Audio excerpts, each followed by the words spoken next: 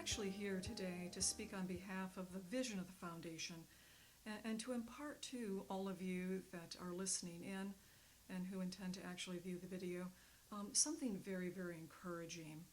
But I thought it might be good to also just discuss some of the issues that we're experiencing currently. And I know that many of us are, we're confused, we're wondering about what appears to be just incredible executive power coming from various state governors.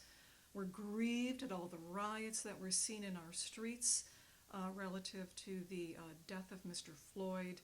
And I know that many of us are wondering what we should do, and many of us, thankfully, are actually going back and we're probably reading for the first time our own state constitutions. And here we are in the great Commonwealth of Virginia, a state that really is a pillar of this nation. But I also want to talk to you something about the nature of tyranny and lawlessness. I'm going to try and contextualize that in the midst of the Ahab, Jezebel, and Jehu narrative. And then I'm also going to take the liberty to read to you a very, very significant section of a letter written by a tremendous man who was actually a delegate to the Second Continental Congress from the great state of North Carolina.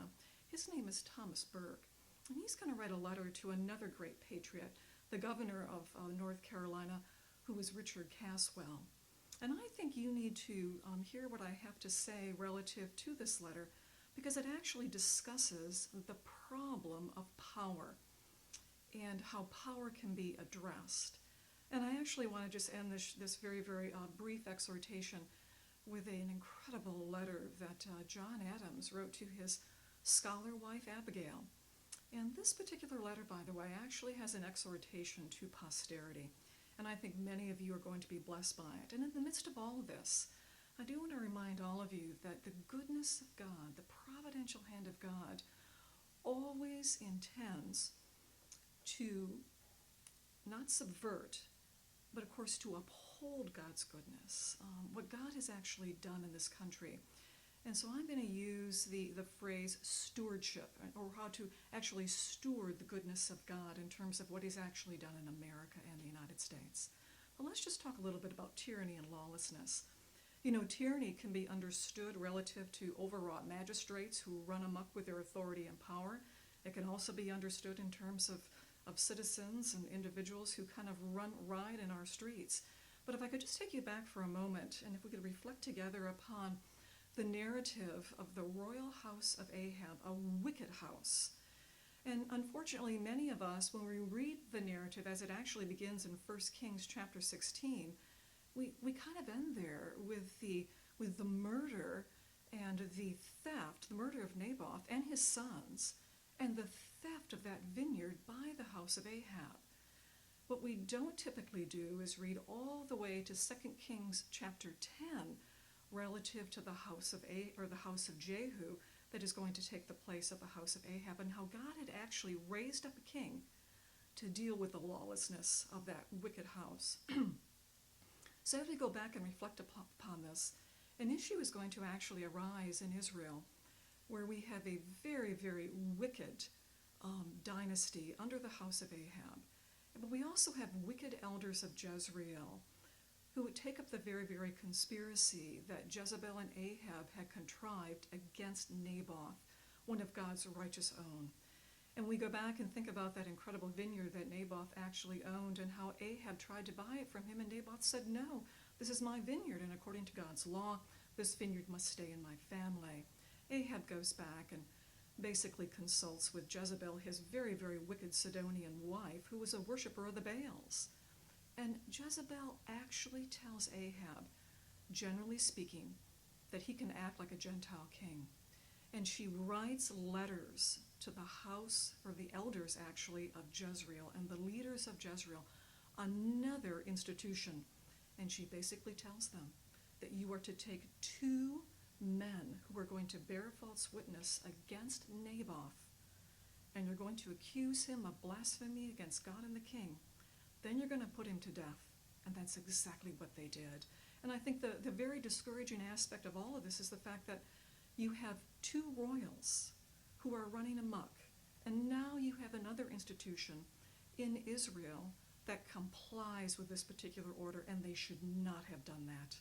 Other things, of course, are going to happen with the house of Ahab, but a situation arises where Ahab is now going to be confronted by Elijah.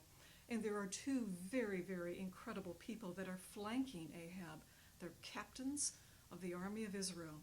We have Bidekar and Jehu, and they actually hear the judgment that is going to come down on the house of Ahab. Even though Ahab appears to repent, eventually God is going to raise up, and this is a very, very important point because God always works jurisdictionally.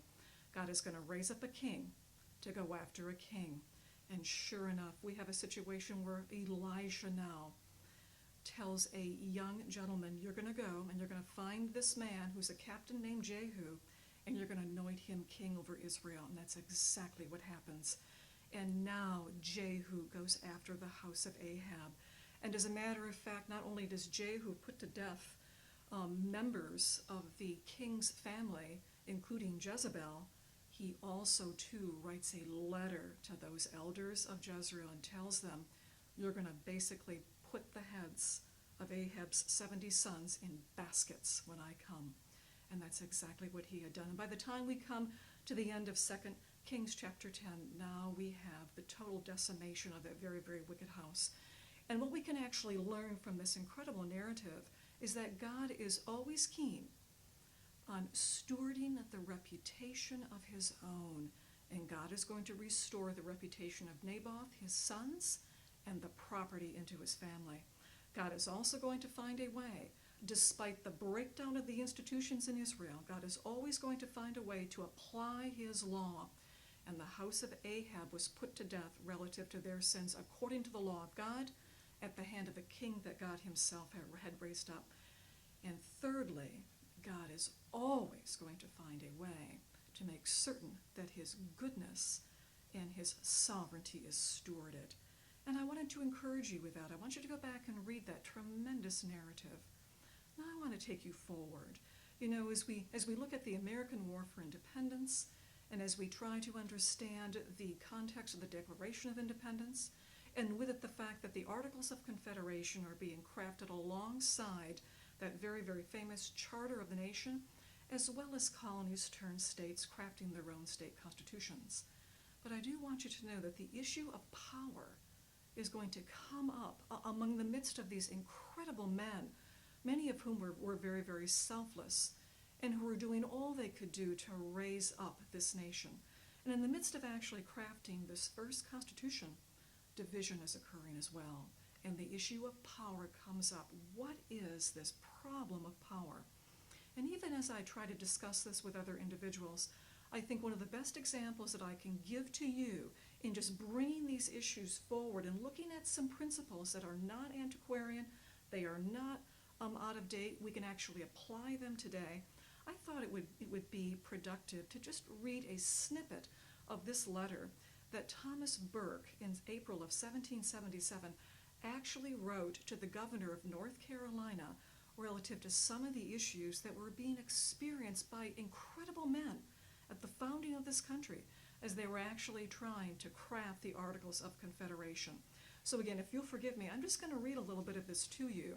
And many of you I know are going to want to go online and read the entire letter. It's very, very easy to find.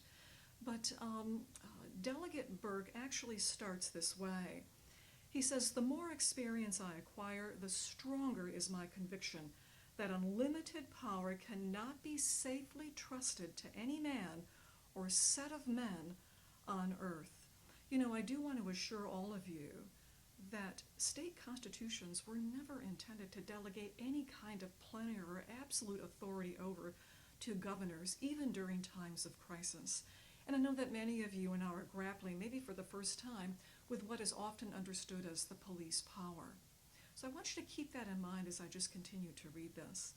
He says, "No men have undertaken to exercise authority with intentions more generous and disinterested than the Congress, and none seem to have fewer or more feeble motives for increasing the power of their body politic." And again, Mr. Burke is really giving a very, very generous spin on the hearts and the motivations of these men that are coming together to craft the first Constitution of the United States.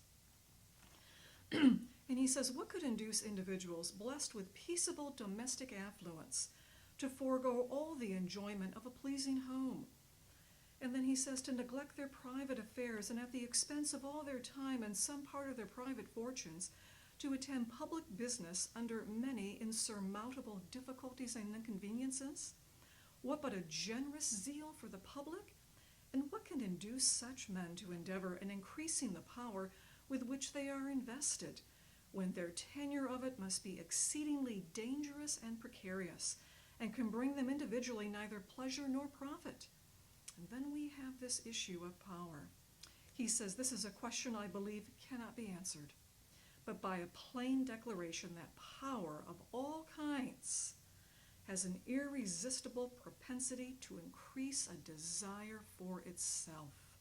It gives the passion of ambition a velocity which increases in its progress, and this is a passion which grows in proportion as it is gratified.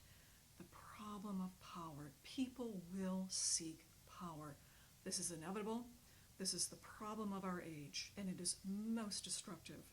And the only solution to this in this age is to always maintain divided authority and diffuse power, and of course nationally through a tripartite system of checks and balances, which always secures the nature of self-government, free associations, families, and churches, etc., and gradations of authority up to the national councils. But we've come to a point today in the United States where many individuals do not understand the tremendous principles that have been laid at the founding of America. We go back and look at the colonial times all the way up into the new republic. And then finally, let me just close with this. You know, for my estimation, I think John Adams is probably one of the greatest of our founding fathers. And you know, Adams was committed, and of course so was his cousin Sam. But John Adams writes this incredible letter to his scholar wife Abigail, and all of us know that they had a tremendous relationship. Many times we neglect this correspondence, but I want to assure you that there are tremendous principles embedded in the correspondence that we have extant today. So I'm going to read just a transcription of this letter. And as a matter of fact, this letter can be found in the Massachusetts Historical Society's collections. You can go online free of charge and actually read many of the Adams family letters, state papers, and correspondence for your own. But I have found this particular letter to be very, very appropriate for this time, and I want to read this to you both as a means of encouragement, but also as an exhortation. You know, you and I are required by God to steward the gospel and the application of the gospel to the whole of life. You and I are also required to steward the goodness of God in his providential hand right here in America and the United States. And as a matter of fact, this is what I'm just going to call Citizenship 101. I am required as a Christian to remind this upcoming generation of all the great things that God has done here in the United States. And if there was one particular idea that I do know that God has given to the United States to actually proclaim to the world, it is this tremendous gift of liberty. And as a matter of fact now, John Adams is going to remind posterity, of which you and I are a part of. He's going to remind posterity of the labors that went before us to produce the very liberty that you and I can experience. So I'm going to read this to you. And again, this is just one part of this letter. He says, "Is it not intolerable that the opening spring, which I should enjoy with my wife and children upon my little farm, should pass away and laugh at me for laboring day after day and month after month in a conclave where neither taste nor fancy nor reason nor passion nor appetite can be gratified?" And so Adams is actually lamenting all the labor that he is undergoing and what others are actually doing to ensure that the proper foundation is laid. And then he says this. He gives a tremendous warning, and I remind myself of this every day. He says, "Posterity, you will never know how much it costs the present generation to preserve your freedom. I hope you will make a good use of it. If you do not, I shall repent in heaven that I ever took half the pains to preserve it." And this is my exhortation to you as well. despite what we see around us, we do not want to give up. What we want to do is press in and make certain that we understand these principles of liberty and freedom that God has given to us. Limited civil government, self-government, and how you and I can best understand as we move forward during our times to ensure that once again we continue to raise up a generation of individuals who will also sustain this liberty. That's to the posterity that Adams mentions. So I want to encourage you. It is not new for tyranny and lawlessness to occur, but for many of us here in the United States, these are stark times. But I want to encourage you that God has not left us, just like God did not depart from Israel when a wicked house was ruling. What God needed to do was find individuals like a Jehu who had the courage to do what was right. And God had worked with that man and that man's heart, and he overthrew that wicked house. And I want to encourage all of you that you and I are in that same position today. So let's press in. Let's have a much better sense of the liberty that God has actually given us. Let's make certain we understand what our state constitutions say. Make certain we understand our national constitution. And let's make certain that we too steward the good liberty and the good order and procedure that God has imparted to this country. Well, bless all of you, and thank you for listening in today.